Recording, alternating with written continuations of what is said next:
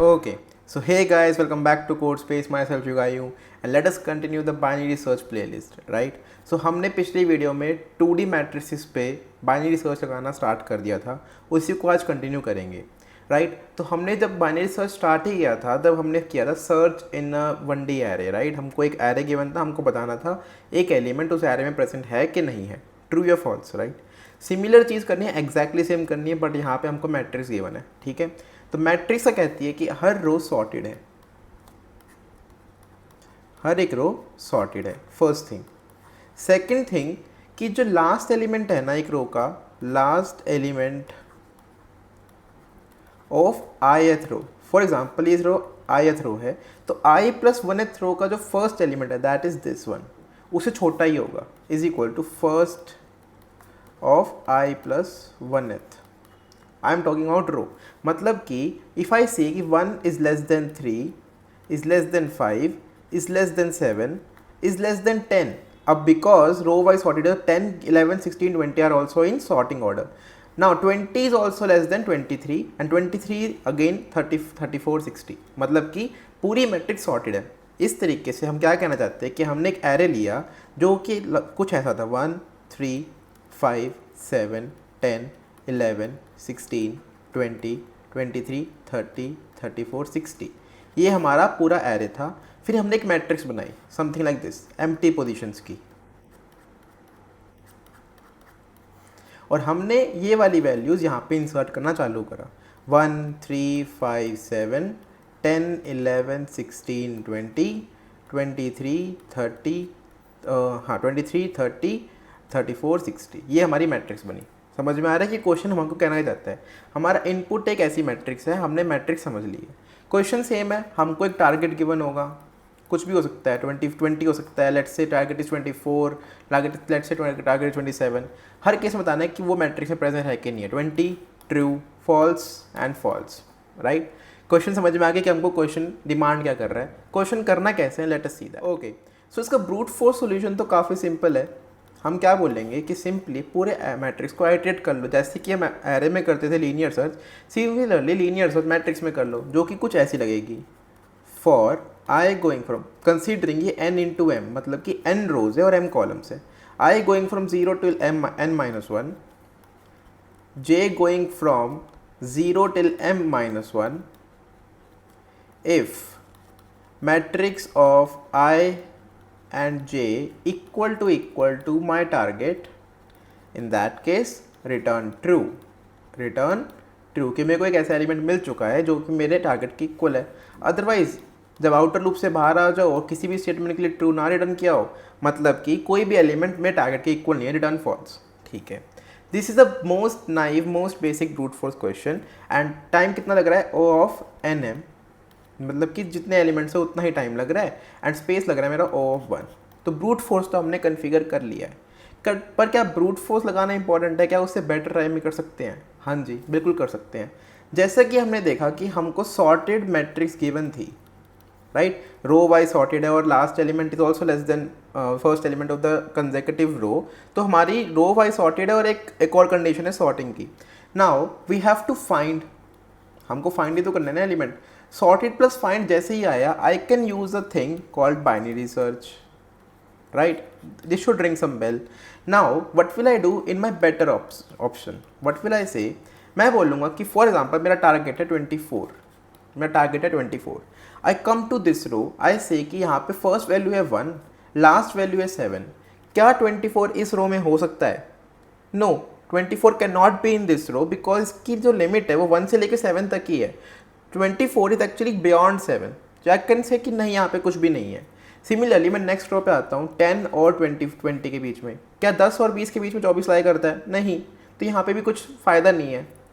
I come eight 23, I C 23 and 60, आई से क्या यहाँ पे हो सकता है? Yes, it is possible to find 24 in this particular range. तो यहाँ पे आप क्या करो, क्योंकि मुझे पता है कि ये जो मेरी रो है सॉर्टेड है, तो यहाँ पे मैं सिंपल बाइनरी सर्च लगा देता हूँ, राइट?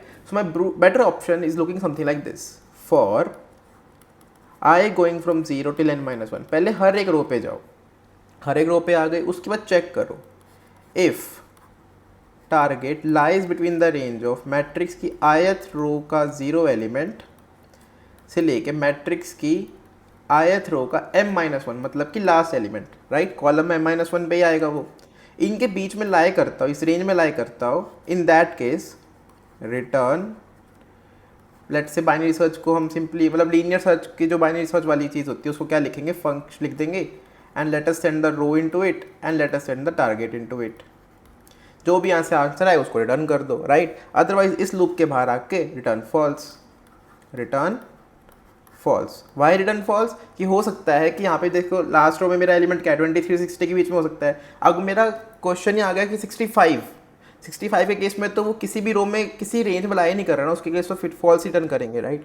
सो आई कैन से कि मैंने एन से लेके कहाँ पे आ चुका हूँ मैं, तो मेरे को यहाँ पे एन टाइम तो लग ही रहा है। नाउ टारगेट फाइंड करने में मेरे को log m टाइम लग रहा है, क्योंकि मेरी जो रो का साइज़ है वो m है, तो बाइनरी सर्च मेरे को log m टाइम लेगा, तो मेरा टाइम हो गया O of n log m।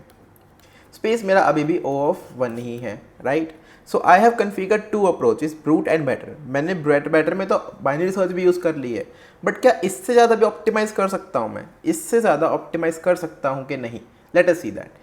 सो जब मैं इस क्वेश्चन को समझा रहा था कि मैट्रिक्स कैसे फॉर्म हुई, सो आई सेड कि एक एरे बना लो, उसको सॉर्ट कर दो, फिर उसको मैट्रिक्स में फिल कर दो, राइट। मतलब कि ये एक तरीके से सॉर्टेड एरे को रीफॉर्म करके मैट्रिक्स की फॉर्म में लिखा हुआ है। अगर मेरे को इंस्टेड वो एरे ही गिवन होता, वो एरे ही प्रोवाइडेड होता, could I get the answer in less time? Yes, late us see how. Okay, so I configured कि हमारे पास जो मैट्रिक्स है वो एक्चुअली इस एरे की रीफॉर्मेशन है। मतलब अगर मैं इस मैट्रिक्स से इस एरे को फिर से बना लूँ, जो कि बहुत आसान है, मैं एक सिंपल एक एरे इनिशियलाइज करूँगा, उसके बाद मैं आइट्रेशन चालू करूँगा और एक एक एलिमेंट एरे के अंदर पुश बैक करता रहूँगा, मेरे पास ये एरे आ जाएगा, जो कि एरे सॉर्टेड ऑलरेडी है। इसके अंदर एलिमेंट्स कितने होंगे? सो सपोज मेरी मैट्रिक्स का ऑर्डर है n इंटू एम, तो मेरे एलिमेंट्स कितने हो जाएंगे? nm, ठीक है। अब ये एरे तो सॉर्टेड है, अब क्योंकि एरे सॉर्टेड है तो इस पर और कुछ करने की ज़रूरत ही नहीं, सीधा बाइनरी सर्च लगा दो, जो भी आंसर है रिटर्न कर दो। तो उसमें टाइम कितना लगेगा? हमको इस एरे को बनाने में टाइम लगेगा O of nm, right.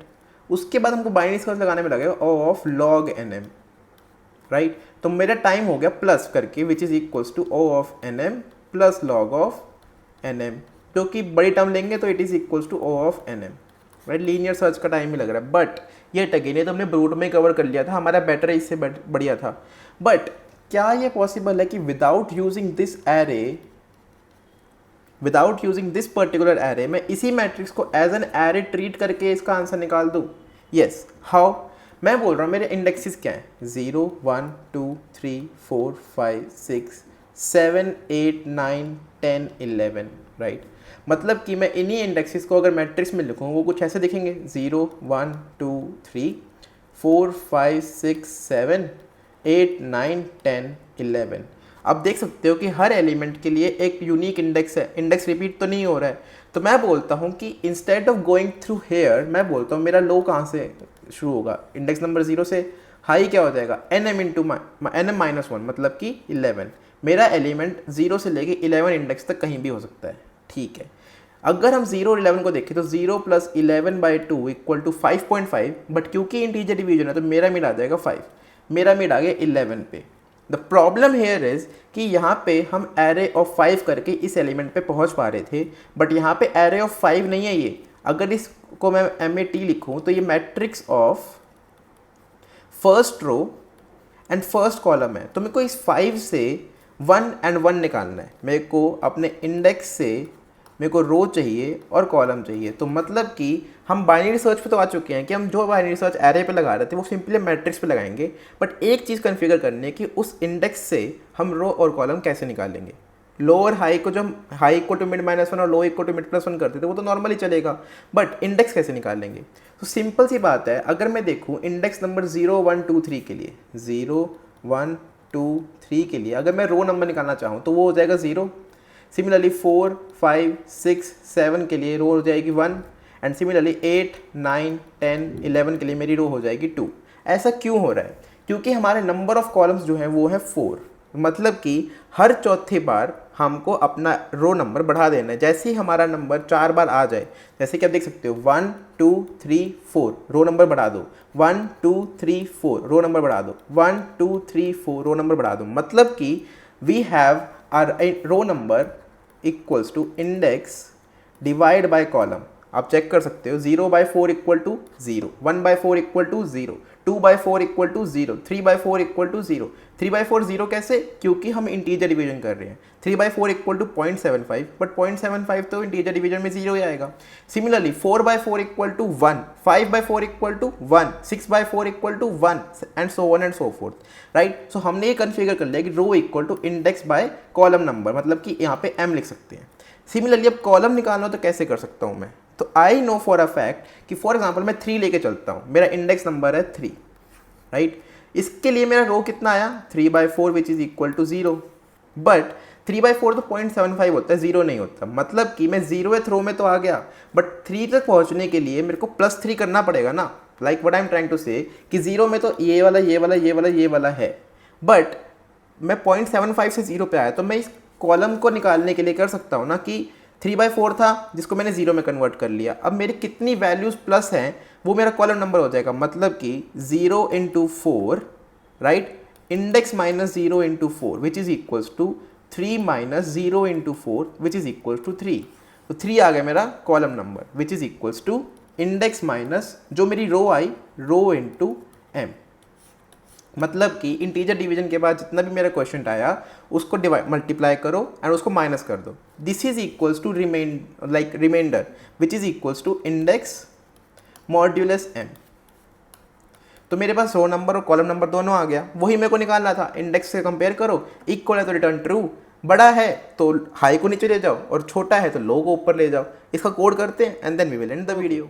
So here is the coding section. Simply start करेंगे कोड करना। मैट्रिक्स की जगह मैं इसको MAT लिख देता हूँ for easier writing. Int n equals to MAT dot size, m equals to MAT 0 dot size. मेरे पास number of rows आ गई n, number of column आ गए m. Now I can simply say int low equal to 0 और high कितने हो जाएंगे? So I have in total n into m elements. जब जितने elements होते हैं index कितना हो जाता है उसका -1. So n multiplied by m -1. While my low is less than equal to high, calculate your mid which is equals to low plus high by 2. इससे अब रो निकालनी है तो row equals to mid by m and column equals to mid percentile m. If my matrix of row and column equal to my target, in that case return true. अगर वो छोटा है मतलब कि if matrix of row column is less than target, मतलब कि इन that case मेरे को अपना मैट्रिक्स रो कॉलम को बढ़ाना पड़ेगा, मतलब वैल्यू हाई करनी पड़ेगी, जिसके लिए हम लो इक्वल टू मिड +1 करते हैं. हमको बाई सच इतनी तो आई गई है. Else high equal to mid -1. जब इस लूप के बाहर आ जाओ और कुछ भी रिटर्न नहीं हो तो रिटर्न फॉल्स कर दो कि मेरे को एलिमेंट नहीं मिला. Now you can simply run it and check if it is working fine. Getting accepted for sample test cases. Submit करते हैं guys and let us see the results. Getting accepted. So thank you for watching. Hope you liked it and hope you understood it. Please make sure to like and subscribe to the channel. Thank you. Have a nice day.